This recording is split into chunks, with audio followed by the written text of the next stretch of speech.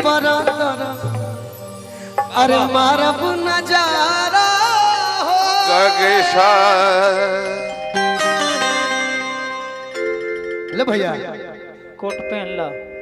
दीपक आप जान दीपक ने हर मारब नजारा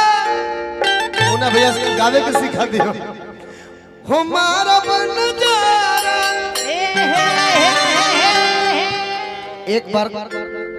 दिल करे जैसे बजा दो कुछ न को ठीक बगाओ गाओ कि क्या करी है बनमू बेचारा पिपरा मारब नजारा क्या करी है बनमू बेचारा पिपरा मारब नजारा मारब नजारा हो मारब नजारा को जाना हो मारब को जाना मारब नजारा हो मारब नजारा जाना हो मारब नजारा क्या करी है बनमू बेचारा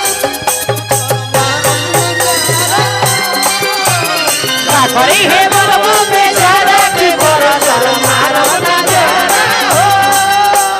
अगर इसी गाने में मैं नए लड़कों के लिए कुछ गाऊं तो पता है क्या होगा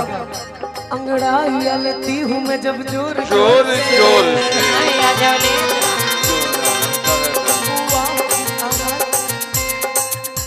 अंगड़ाइया लेती हूँ मैं जब जोर जोर से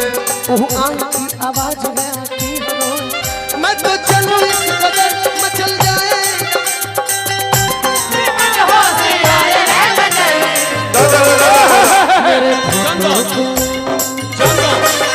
मेरे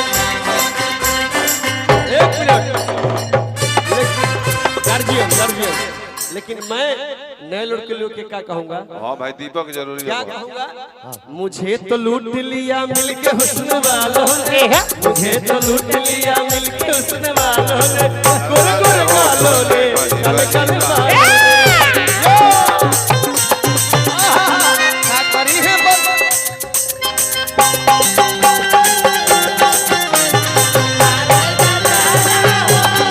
करी है बलबू बेचारा की बरसर मारब नजारा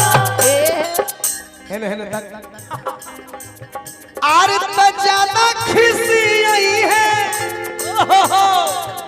सिनेमा न देखई है जब किसी आई है सिनेमा देखई है जब किसी आई है सिनेमा देखई है खड़ा हो बोले तो गोड़ काट देबो उहे बेरा मत लाओ हां फिर खड़ा मत होइयो मंच पर ज्यादा खिसी आई है सिनेमा न देखई किसी आई है सिनेमा देखई है जब किसी आई है सिनेमा देखई है ए का हो जब सिनेमा ना देखे तो हम का करो का मेहरारू कहतिया केगा कि वीडियो से करब गुजारा पिपर कर मारब नजारा हो ए वीडियो सा करब गुजारा की बरसर मारब नजारा हो गोरी है बलबू बेचारा पिपरा मारब नजारा भैया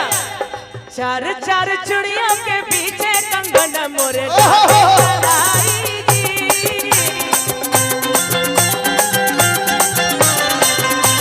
हेलो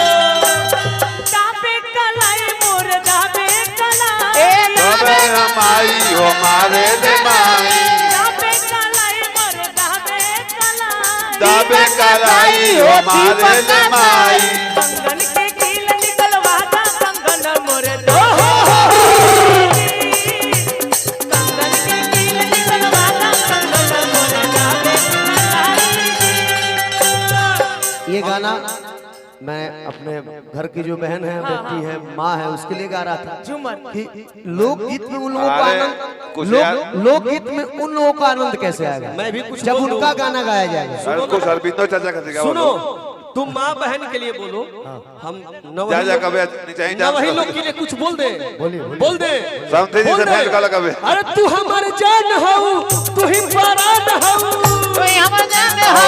तू ही परान हो तू हमार जान हऊ तू ही परान हऊ कहता गाढ़ के हम खारी करे जाके गढ़ा में फेंक दी ले जाके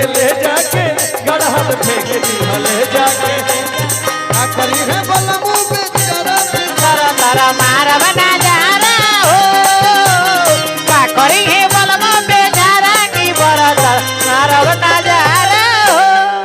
सबसे इम्पोर्टेंट लाइन, सब लोग चुप रहे अभी। हाँ हाँ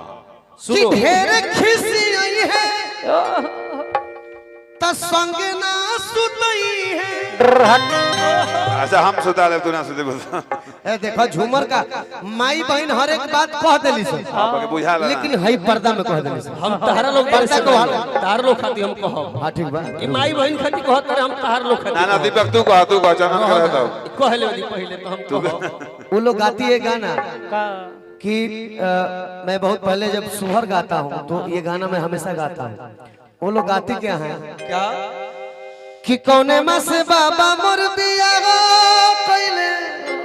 अरे की कौना माँ से दोंगा कइले हो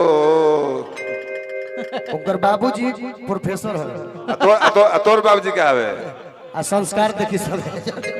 एकर माई आंगनबाड़ी मारी पर्वती चाची बोलबो कहले तो झूठ। आंगनबाड़ी में बिया बिया ना वो CDPO है हमारी बात। आंगनबाड़ी वही में आवेला नो मतलब मैं आंगनबाड़ी के हेड है ओकरा जी में 4 गो विभाग बा भाई। हाँ बौरा हमर तारा बुझाला कुछ अच्छा तोरा बुझा ला भैया तू जानत हो, भैया जानत हो प्रिंसिपल हम तुम करो वह कमवा मिलेला। हाँ तो लोग आती है सब चीज गा देती है क्या कि कौने माँ से बाबा मोर भी। हम काहे स्वर गावतन कि भतीजा जो सही हमर माने घर में लक्ष्मी आवो आ एगो नन्हा मुन्ना खेले लागो, एकरा से बड़ खुशी कुछ ना होई कि